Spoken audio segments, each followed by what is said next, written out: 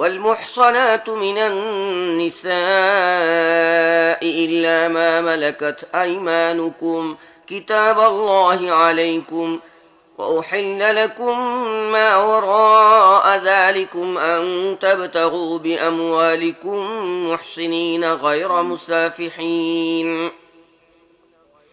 فما استمتعتم به منهن فآتوهن أجورهن فريضة ولا جناح عليكم فيما تراضيتم به من بعد الفريضة إن الله كان عليما حكيما বিসমিল্লাহির রহমানির রহিম।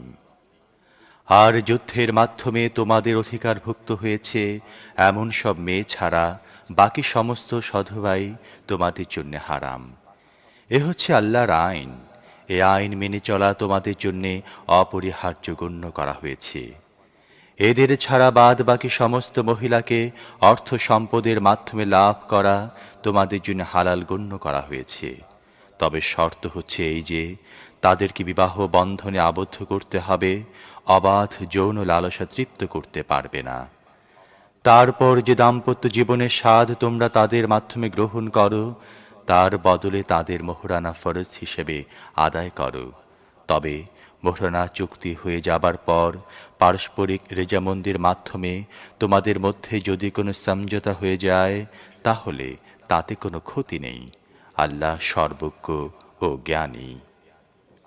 ومن لم يستطع منكم طولا أن ينكح المحصنات المؤمنات فمما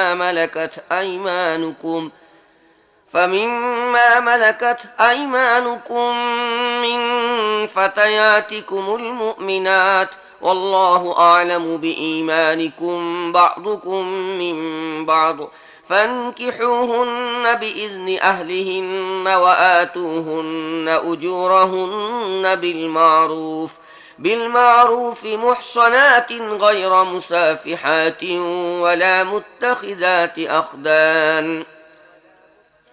فإذا أحصن فإن أتين بفاحشة فعليهن نصف ما على المحصنات من العذاب ذلك لمن خشي العنة منكم وأن تصبروا خير لكم والله غفور رحيم।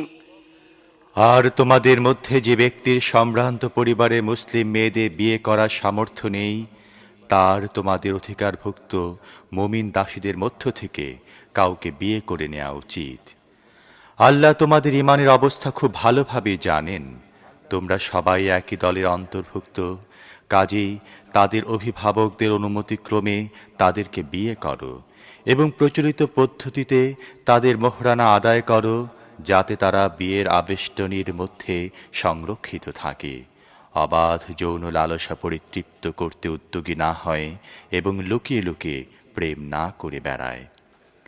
তারপর যখন তারা বিয়ের আবেষ্টনীর মধ্যে সংরক্ষিত হয়ে যায় এবং এরপর কোনো ব্যভিচার করে তখন তাদের জন্য সম্ভ্রান্ত পরিবারের মেয়েদের জন্য নির্ধারিত শাস্তির অর্ধেক শাস্তি দিতে হবে। তোমাদের মধ্য থেকে সেই সব লোকের জন্য এই সুবিধা সৃষ্টি করা হয়েছে যাদের বিয়ে না করলে তাকওয়ার বাঁধ ভেঙে পড়ার আশঙ্কা থাকে। তবে সবর করলে তা তোমাদের জন্য ভালো, আর আল্লাহ ক্ষমাশীল ও করুণাময়।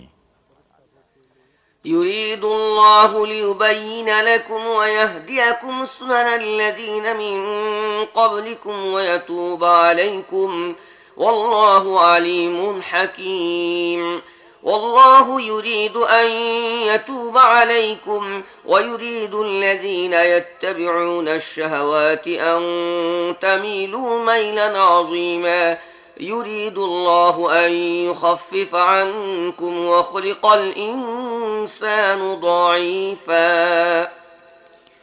তোমাদের আগে যেসব সৎ লোক চলে গেছে তারা যেসব পদ্ধতির অনুসরণ করত আল্লাহ তোমাদের সামনে সেই পদ্ধতিগুলো সুস্পষ্ট করে দিতে এবং সেই সব পদ্ধতিতে তোমাদের চালাতে চান। তিনি নিজের রহমত সহকারে তোমাদের প্রতি দৃষ্টিপাত করতে চান, আর তিনি সর্বজ্ঞ ও জ্ঞানময়। হ্যাঁ, আল্লাহ তো রহমত সহকারে তোমাদের প্রতি দৃষ্টিপাত করতে চান, কিন্তু যারা নিজেদের প্রবৃত্তির লালসার অনুসরণ করছে তারা চায় তোমরা ন্যায় ও সত্যের পথ থেকে বিচ্যুত হয়ে দূরে চলে যাও। আল্লাহ তোমাদের উপর থেকে বিধিনিষেধ হালকা করতে চান, কারণ মানুষকে দুর্বল করে সৃষ্টি করা হয়েছে। يا أيها الذين آمنوا لا تأكلوا أموالكم بينكم بالباطل إلا أن تكون تجارة عن تراض منكم ولا تقتلوا أنفسكم إن الله كان بكم رحيما ومن يفعل ذلك عدوانا وظلما فسوف نصليه نارا وكان ذلك على الله يسيرا إن تجتنبوا كبائر ما تنهون عنه نكفر عنكم سيئاتكم وندخلكم مدخلا كريما। হে ঈমানদারগণ, তোমরা পরস্পরে ধন সম্পদ অন্যায়ভাবে খেয়ে ফেলো না। লেনদেন হতে হবে পারস্পরিক রেজামন্দির ভিত্তিতে। আর নিজেকে হত্যা করো না, নিশ্চিত জানো আল্লাহ তোমাদের প্রতি মেহেরবান। যে ব্যক্তি জুলুম ও অন্যায় বাড়াবাড়ি করে এমনটি করবে তাকে আমি অবশ্যই আগুনে নিক্ষেপ করব। আর আল্লাহর জন্য এটা কোনো কঠিন কাজ নয়।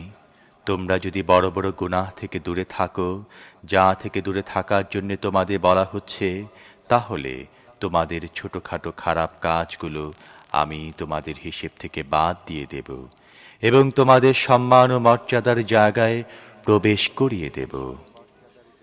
ولا تتمنوا ما فضل الله به بعضكم على بعض للرجال نصيب مما اكتسبوا وللنساء نصيب مما اكتسبن واسألوا الله من فضله إن الله كان بكل شيء عليما ولكل جعلنا موالي مما ترك الوالدان والأقربون والذين عقدت أيمانكم فآتوهم نصيبهم إن الله كان على كل شيء شهيدا।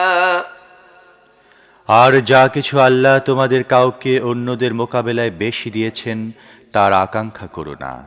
যা কিছু পুরুষরা উপার্জন করেছে তাদের অংশ হবে সেই অনুযায়ী, আর যা কিছু মেয়েরা উপার্জন করেছে তাদের অংশ সেই অনুযায়ী। হ্যাঁ, আল্লাহর কাছে তার ফজল ও মেহেরবানির জন্য দোয়া করতে থাকো। নিশ্চিতভাবে আল্লাহ সমস্ত জিনিসের জ্ঞান রাখেন। আর বাপ মা ও আত্মীয় স্বজনদের পরিত্যক্ত ধন সম্পত্তিতে আমি তাদের হকদার নির্ধারণ করিয়ে দিয়েছি। এখন থেকে তারা যাদের সাথে তোমাদের চুক্তি ও অঙ্গীকার আছে তাদের অংশ তাদেরকে দিয়ে দাও। নিশ্চিত জেনে রাখো আল্লাহ সব জিনিসের রক্ষণাবেক্ষণকারী। الرجال قوامون على النساء بما فضل الله بعضهم على بعض وبما أنفقوا من أموالهم فالصالحات قانتات حافظات للغيب بما حفظ الله واللاتي تخافون نشوزهن فعظوهن واهجروهن في المضاجع واضربوهن فإن أطعنكم فلا تبغوا عليهن سبيلا إن الله كان عليا كبيرا وإن خفتم شقاق بينهما فابعثوا حكما من أهله وحكما من أهلها إن يريدا إصلاحا يوفق الله بينهما إن الله كان عليما خبيرا। পুরুষ নারীর কর্তা এই জন্য যে আল্লাহ তাদের একজনকে অন্য জনের উপর শ্রেষ্ঠত্ব দান করেছেন এবং এই জন্য যে পুরুষ নিজের ধন সম্পদ ব্যয় করে। কাজেই সতীসাধ্বী স্ত্রীরা আনুগত্য পরায়ণ হয় এবং পুরুষদের অনুপস্থিতিতে আল্লাহর হেফাজত ও তত্ত্বাবধানে তাদের অধিকার সংরক্ষণ করে থাকে।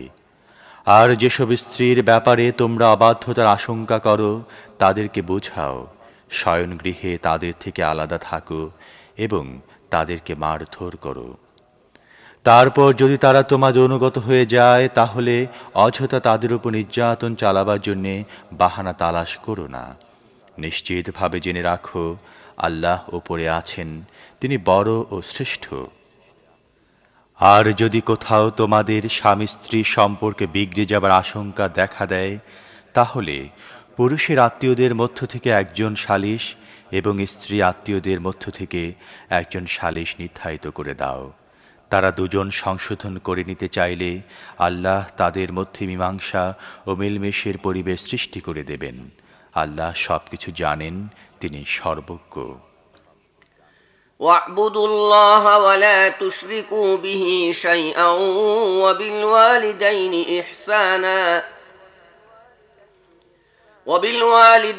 إحسانا وبذي القربى واليتامى والمساكين والجار ذي القربى والجار